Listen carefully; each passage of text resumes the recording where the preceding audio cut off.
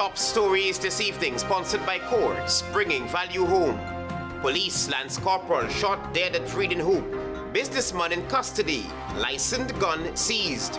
13th sit-in of the National Assembly set for Monday, November 3. Pigeon infestation at the BV Primary School worsens. Class is suspended. PTA demands ministerial intervention. And in sport, West Indies concede a massive 179 run to Bangladesh. HGP Nightly News begins now.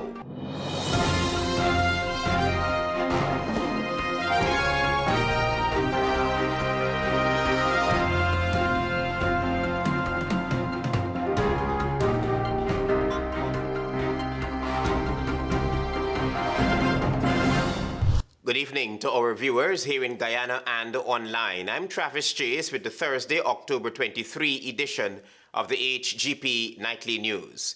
We begin on the police blotter.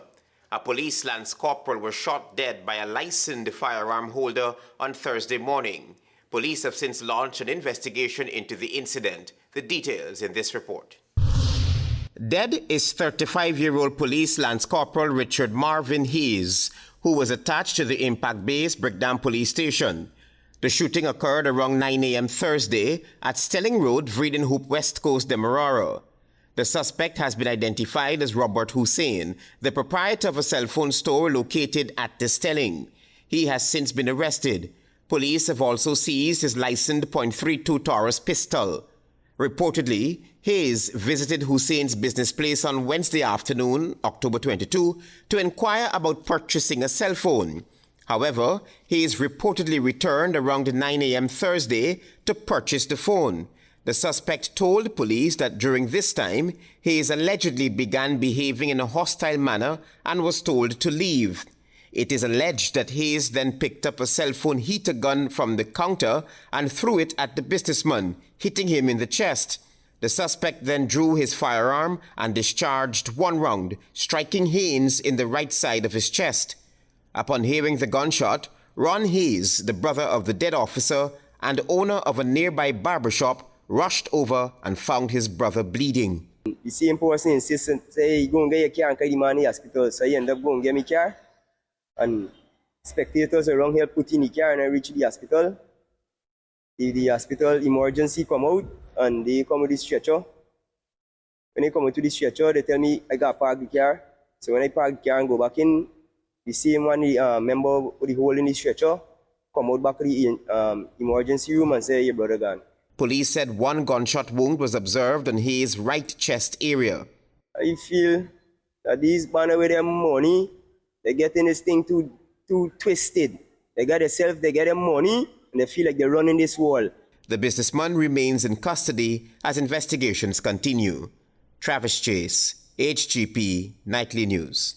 Meanwhile, a deadly bee attack in Triumph, East Coast, Demerara, has left one contractor dead and another man fighting for his life.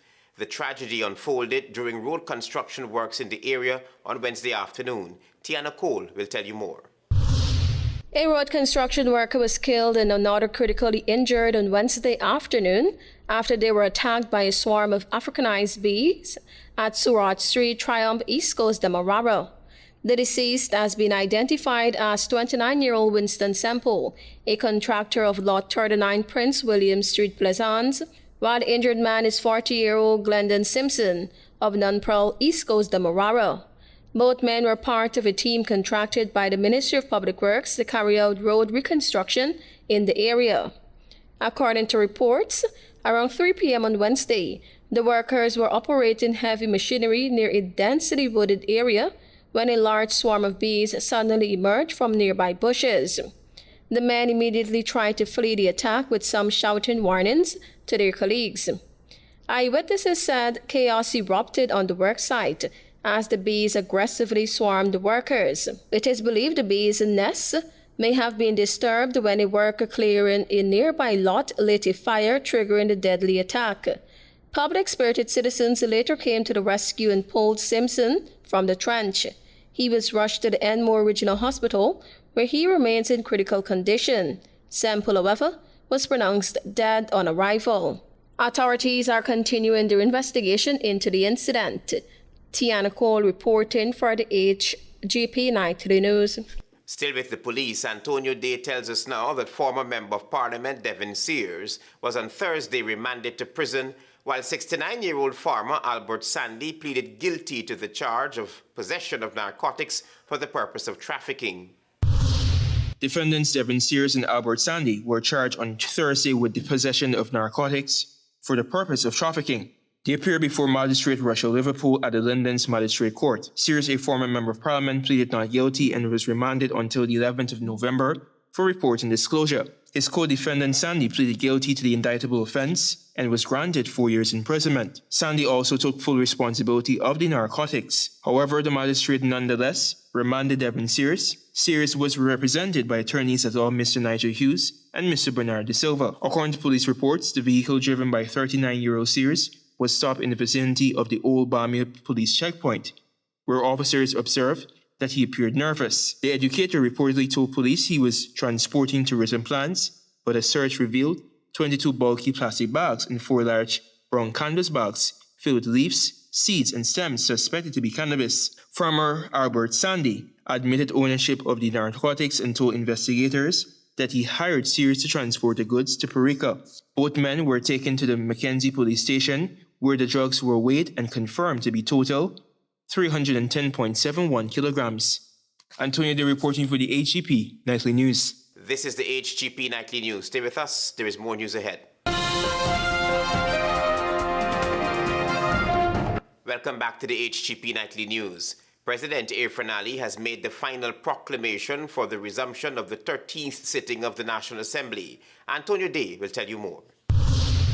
On Thursday, President Irfan Ali made the announcement of the reconvening of the sitting of the 13th Parliament of Guyana. The most anticipated convening is scheduled for Monday, the 3rd of November, 2025. It is provided by Article 69(1) of the Constitution that each session of Parliament shall be held at the place within Guyana and shall begin at the time that the President shall appoint by proclamation. Under Article 67, the President is mandated to appoint the time and place for the new session of Parliament within 4 months of its dissolution. I do hereby appoint the Arthur Chung Conference Centre, Georgetown, Guyana, as the place where the first session of the 13th Parliament shall be held. The parties to be represented in the National Assembly are the ruling People's Progressive Party Civic, with 36 seats, We Invest in Nationhood, 16, A Partnership for National Unity, 12, and For Guyana Movement, 1. The Speaker of the National Assembly would be chosen during that sitting's first session, with members of Parliament taking the oath of office. The Clerk of the National Assembly, Sherlock Isaacs, had told reporters that he had received the names of all 65 members to be appointed. Political pundits like J.H.K. Lal had questioned the reluctance by the President to announce a date for the 13th sitting of the National Assembly. Many are anxiously awaiting for the parliamentary discourse. Antonio Day reporting for the HGP Nightly News. Our developing story now, the pigeon infestation at the Betafawakting Primary School has worsened, and that has forced the Parent Teachers Association to take drastic action. Here is more. Classes at the Betafawakting Primary School on the east coast of Demerara have been suspended after the Parent Teachers Association decided not to allow pupils into the classrooms. The decision follows an ongoing pigeon infestation that parents say poses a serious health risk. President of the Parent Teachers Association, Alvin McCurdy, spoke with reporters Thursday morning. We'd like the minister to come herself so that she can see the situation, make a better assessment of the situation.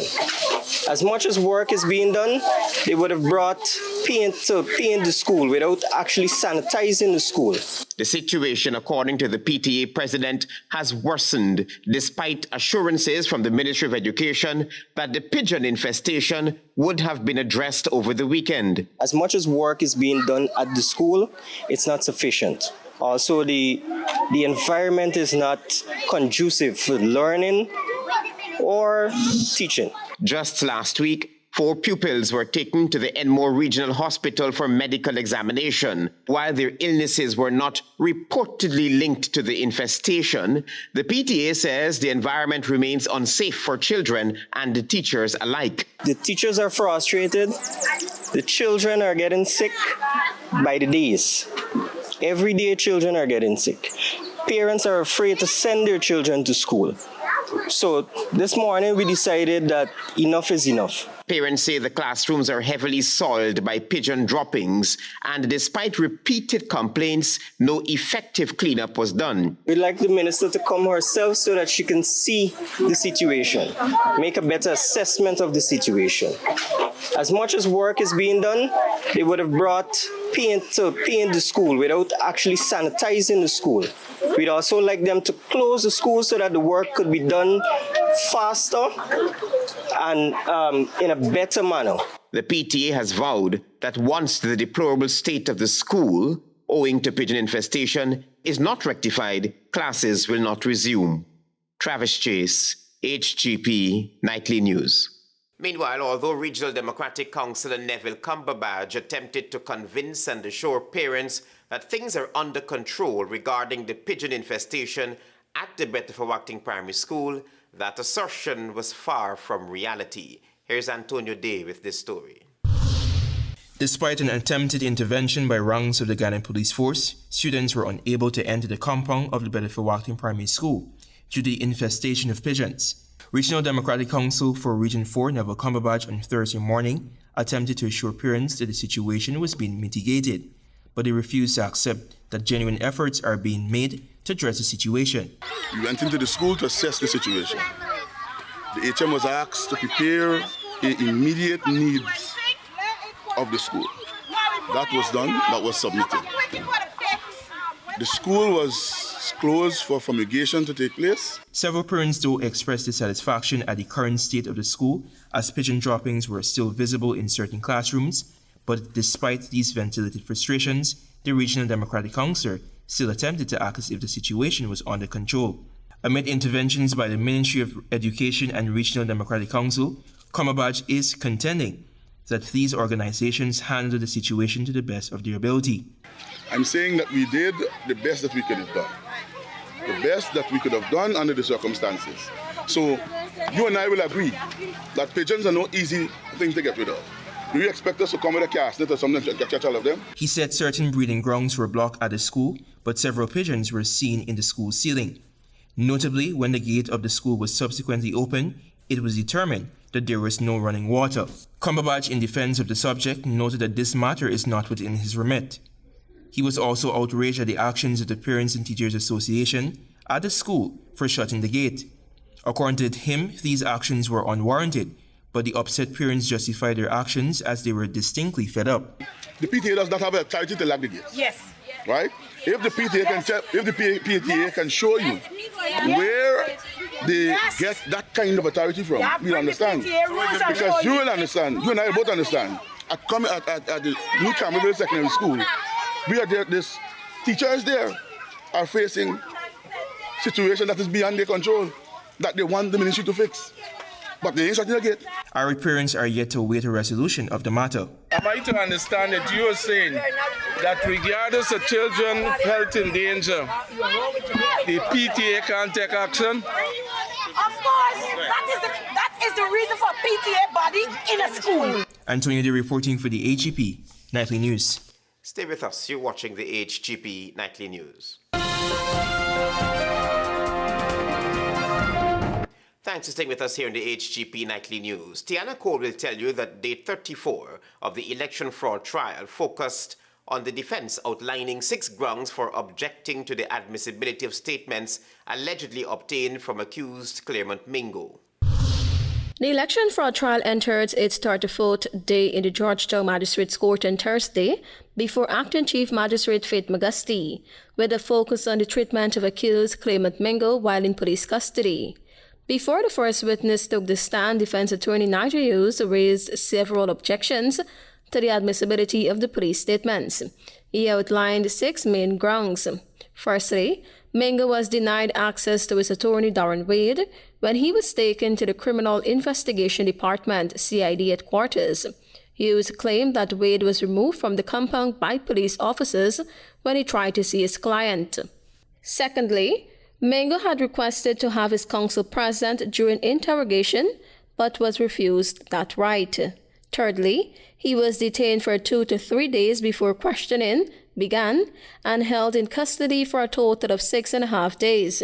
Hughes said that Assistant Superintendent Mitchell Caesar told Mingo he had to respond to allegations and the police would not wait on his lawyer. Fifthly, Mingo was allegedly told that unless he participated in the interview, he would not be released from police custody. And finally, Hughes argued that Mingo, who was unwell and suffering from health challenges during the vote count, was pressured despite the police being aware of his condition. Hughes also requested that the prosecution disclose whether an application was made to extend Mingo's detention beyond the legal 72-hour limit. The court later viewed a video recording of Mingo's interview conducted by Assistant Superintendent Caesar, head of the Major Crimes Unit. During the session, Wade attempted to advise his client to remain silent, but Caesar cautioned him against interrupting and insisted the interview would continue even in his absence. During cross-examination, Hughes questioned Harvey about police procedures, asking whether it was permissible to prevent an attorney from advising a client during questioning. Harvey acknowledged observing Wade being restricted, but said he was unaware of any law allowing the police to stop legal counsel from intervening. He confirmed that when Wade had to step away, Caesar continued to put allegations to Mingo. The matter will continue on October 27 when Caesar is expected to take the stand. Tiana Co reporting for the HGP Nightly News. Attorney General and Minister of Legal Affairs Anil Nandlal is calling for stronger regional commitment to the Caribbean Court of Justice, urging CARICOM member states that have not yet signed on to its appellate jurisdiction to do so. Here again is Tiana Cole. Attorney General and Minister of Legal Affairs Anil Nandlal revealed that during a recent visit to Guyana, President of the Caribbean Court of Justice, CCJ, Justice Winston Anderson, raised concerns about the lack of support the CCJ continues to receive from several CARICOM member states. The Attorney General said he believes Guyana has a responsibility to help influence other CARICOM countries to adopt the appellate jurisdiction of the regional court. To date, only Barbados, Guyana, Belize, Dominica, and St. Lucia have made the CCJ their final court of appeal. Most of the independent Caribbean territories have not signed on. And that's a travesty. Nandlal emphasized that the CCJ remains a beacon of hope for the Caribbean, and that it is essential for all regional states to recognize its importance and authority. There is hardly another institution of greater significance than the CCJ. And countries in the Caribbean who are otherwise the champions of regional causes are not signing up to the most premier regional institution, the CCJ. It's an oddity. The Attorney General further noted that some nations, even decades after gaining independence from colonial rule, still rely on institutions that are remnants of that era. It flies in the face of Caribbean integration and regional unity. The seat of the court is in Trinidad and Tobago, and Trinidad and Tobago has not signed on. While acknowledging that no one can compel a sovereign government to join the CCJ, Nandlal said greater advocacy is needed to strengthen regional judicial independence. We have to exert more efforts in getting countries in the CARICOM region to sign on to the appellate jurisdiction. Tiana Cole reporting for the HGP Nightly News. Forward Guyana movement leader Manza Walton Desire came out swinging as she castigated the Guyana Elections Commission. She contends that the system is broken, not the people, and is adamant that change is needed to bring about the required confidence. Here's more from Marvin Cato. In a press release issued on Wednesday, Walton Desir contends that the current impasse at the Guyana Elections Commission GECOM is not primarily about personalities.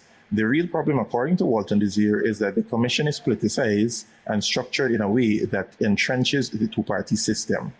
In a statement on Wednesday, the FGM leader reminded it was never designed to function as an impartial but a professional institution serving all Guyanese. Guyana is no longer a two-party society, as the presence of 3 opposition parties in parliament shows, she contends. She is also of the view that though the 13th parliament's configuration is different, GECOM's current design locks the system into old divides, undermining the fairness, credibility, and independence that every election demands. The current structure at GECOM, which was for all intents and purposes meant to be a temporary intervention, is designed to fail whenever political actors disagree, because its functioning depends on political consensus and not on professional independence, her statement said. Walton Desir was clear to point out that what we are witnessing is the inevitable breakdown of a system built on political control rather than institutional independence. The Commission's dysfunction confirms what Forward Guyana movement warned from our inception, that Guyana cannot build a democracy on a broken foundation. It is obvious to any honest onlooker that Guyana Elections Commission, GECOM, is structurally unsound, politically compromised, and legally irregular. While FGM believes there is a breakdown in the system, several legal pundits have added their voices to the debacle, highlighting that there is no way the framers of the Constitution would have intended for commissioners to have lifetime appointments. Some also believe that there should be clauses placed in the provision to make it clear going forward in this emerging dispensation that term limits on the life of the commission ended in the 70s. It also brings into account the new composition of the opposition, taking up the 29 parliamentary seats, should work together and devise a plan that is workable for all instead of marring the situation with a legal contention in court. Marvin Cato reporting for HGP Nightly News. Stay tuned for regional news.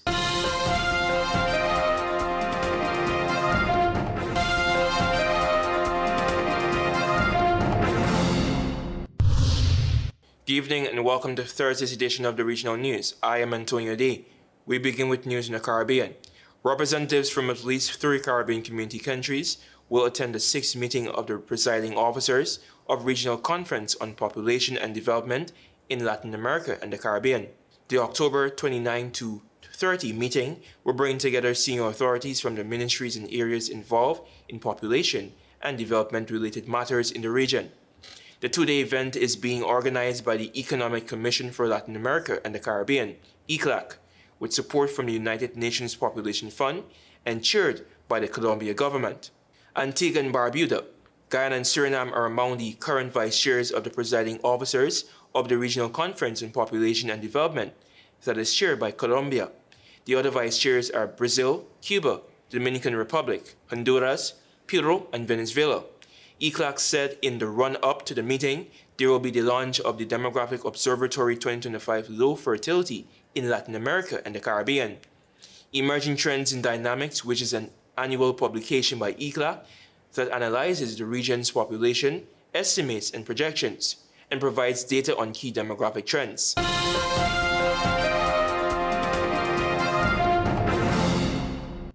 Over to news in Haiti. The Central Emergency Response Fund, CERF, for Haiti is providing $4 million to 3 United Nations organizations so that they can support more than 100,000 vulnerable people before Tropical Storm Melissa, which is expected to become a hurricane on Friday and is expected to hit the French-speaking Caribbean community country. CERF said that the funds will go to World Food Programme, United Nations Children's Fund, UNICEF, and the International Organization for Migration.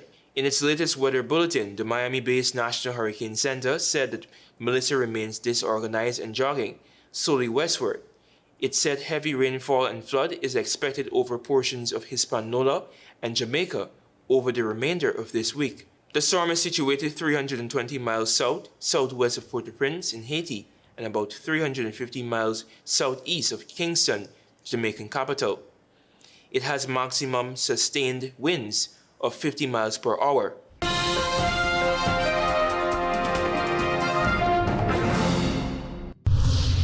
And finally, with some international news.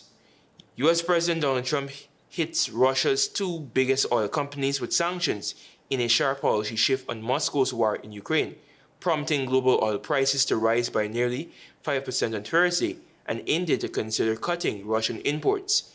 The sanction targets oil giants Rosneft and Lukoil, which between them account for more than 5% of global oil generation, and mark a dramatic U-turn by Trump, who said only last week that he and Russian President Vladimir Putin would soon hold a summit in Budapest to try to end the war in Ukraine. Refiners in India, the largest buyer of seaborne Russian oil, are set to sharply cut their crude imports. Thank you for watching. I'm Antonio Day. Goodbye for now and be safe.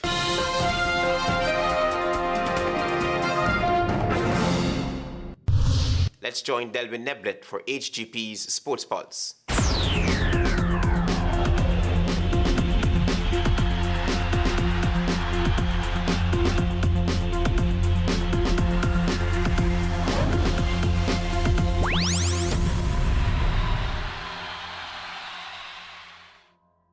Good evening, Guyana. I'm Delwin Neblet with your HGP TV Sports Pulse for today, Thursday, October 23rd, 2025.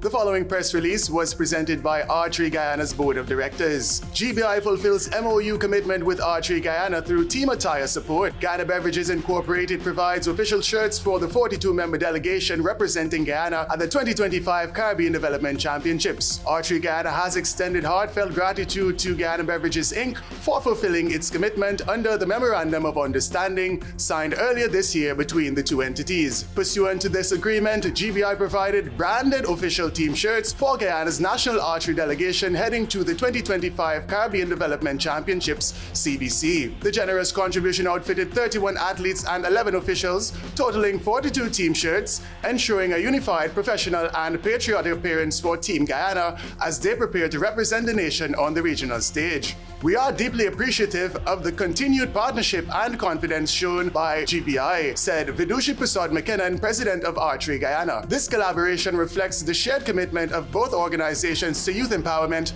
national pride, and sporting excellence. The team will proudly wear these colors as they represent Guyana at CBC 2025. Mr. Samuel Arjun, general manager of Guyana Beverages Inc., reaffirmed the company's commitment to local sport development. We are proud to support Team Guyana as they compete at the Caribbean Development Championships. Providing the official team shirts is a meaningful way for GBI to honor our MOU with Archery Guyana and to help our athletes present themselves with pride on the regional stage. Anita Lal, marketing manager of Guyana Beverages Inc., added, "Our partnership with Archery Guyana embodies GBI's broader mission to invest in youth, health, and community development. We congratulate Team Guyana and wish them every success at the championships." Moving on, during the 10th session of the Conference of Parties to the International Convention Against Doping in Sport, held in Paris at the UNESCO headquarters from the 20th to the 22nd of October 2025, Guyana, represented by the Honorable Minister Charles Ramson Jr., was elected to the Approval Committee of the Fund for Elimination of Doping in Sport. Established in 2008, the Fund for the Elimination of Doping in Sport assists state parties to the International Convention Against Doping in Sport to develop and implement anti-doping projects. Providing practical and technical support, the fund has three priorities, namely education projects focusing on youth and sport organizations, policy advice, and mentoring and capacity building. Through targeted financial support and tailor-made guidance, the fund also prioritizes least developed countries and small island developing states who face difficulties meeting compliance targets. Moving into football, action continued in the Guyana Football Federation's Division 1 Women's League 2025 with two fixtures at the National Training Center in Providence on Wednesday. In the first match, table-toppers GDF maintained their dominance in the tournament by securing a thumping 18-0 victory over Anse Grove United. Match number 2 was a keenly contested 1-1 draw between Western Tigers and the Mainstay Gold Stars. Moving into cricket, a whopping 6 Guyanese players have been selected in the recent draft for the 9th edition of the Abu Dhabi T10. Headlined by the charismatic finisher West Indies middle-order batter Shimron Hetmeyer, the tournament also features West Indies hard-hitting all-rounders Shafane Rutherford and Romario Shepherd, as well as left-arm spinner Gudakish Moti. The rising star from the Cinderella County of Essequibo, Quinton Sampson, has also received a maiden call to Abu Dhabi, with the talented left-arm spinner Ahmed Ned being the final Guyanese selected for this year's tournament. And finally, batters once again disappoint as the Windies conceded a massive 179 victory to Bangladesh in the third and final ODI earlier today. Winning the toss and batting first, Bangladesh reached 296 for 8 from their allotment of 50 overs. Sumiasaka top scored with a solid 91 from 86, as Saif Hassan played well for 80 from 72, and Najmul Hussain Shanto added 44 from 55. Akil Hussain was once again the pick of the bowlers for the West Indies, taking 4 for 41 from 10 overs, as Alec Athenaeus picked up 2 for 37 from 7. When the Windies responded, their batting woes in 2025 continued as they were bowled out for just 117 in 30.1 overs. Nasum Ahmed was the pick of the bowlers for Bangladesh, taking 3 for 11, as Rashad Hussain picked up 3 for 54 and Tanveer Islam 2 for 16 in the series-clinching victory. The player of the match was awarded to Sumiasaka for his match-winning 91, while the player of the series award went to Rashad Hussain for his brilliant bowling, securing 12 wickets in the 3-match series. That's it for this edition of the HGP TV Sports Pulse. I'm Delwyn Neblet, reminding you to stay in the game. Police lands corporal shot dead at VEERED-EN-HOOP. Businessman in custody. Licensed gun seized. 13th sitting of National Assembly set for Monday, November 3. Pigeon infestation at BV Primary School worsens. Classes suspended. PTA demands ministerial intervention. And in sport, West Indies conceded a massive 179-run defeat to Bangladesh in the third and final ODI. Those are our major headlines. For these stories and more, please go to our website. It's www.hgptv.com. I'm Travis Chase. Thanks for watching. Goodbye.